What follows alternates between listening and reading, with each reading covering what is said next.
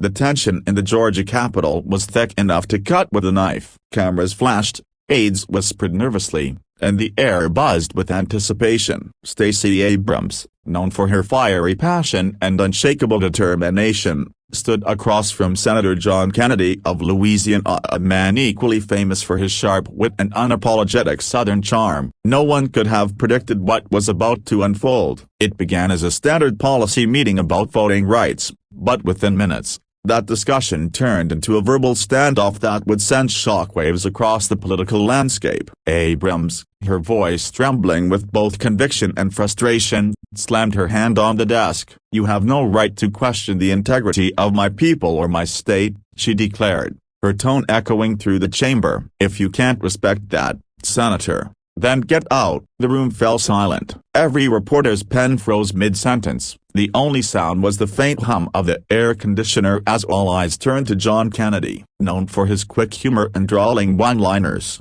the senator took a deep breath. His expression softened to something few expected from the man often called one of Washington's most unpredictable voices. Then he spoke. "Miss Abrams," he began slowly, his voice steady, "you and I may not agree on everything, Lord knows we don't, but I didn't come here to fight you. I came here to listen, even if listening stings." A murmur rippled through the room. Kennedy continued, his tone carrying both humility and unexpected warmth. "I've seen too many people in this country yelling across the aisle instead of reaching across it. You believe in what you're fighting for. So do I.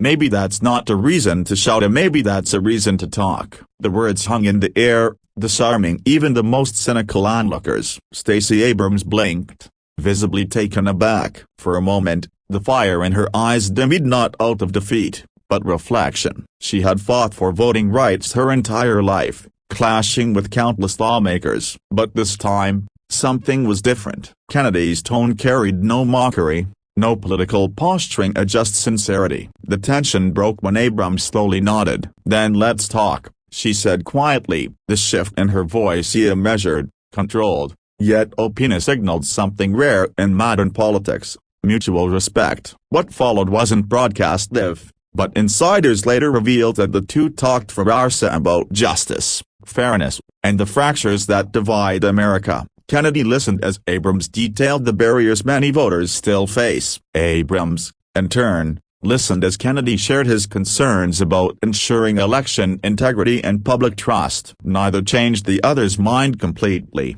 but both changed their tone. The next day, reporters captured a surprising scene: Abrams and Kennedy walking side by side down the Capitol steps. No shouting, no hostility, just quiet conversation. When asked by a reporter what had happened in that room, Abrams smiled faintly and said, "Sometimes, you have to yell to be heard, but real progress happens after the yelling stops." Kennedy, standing beside her, simply added, "She's tough." "I respect that." The story spread like wildfire across social media. Commentators from both sides praised the unexpected exchange as a rare moment of humanity in an era of constant division. Hashtags like #when leaders listen and #respect across the aisle trended for days. What began as a confrontation had turned into a conversation and, more importantly, a symbol. In a time when politics feels more like a battlefield than a dialogue, Stacey Abrams and John Kennedy reminded millions that disagreement doesn't have to mean disrespect.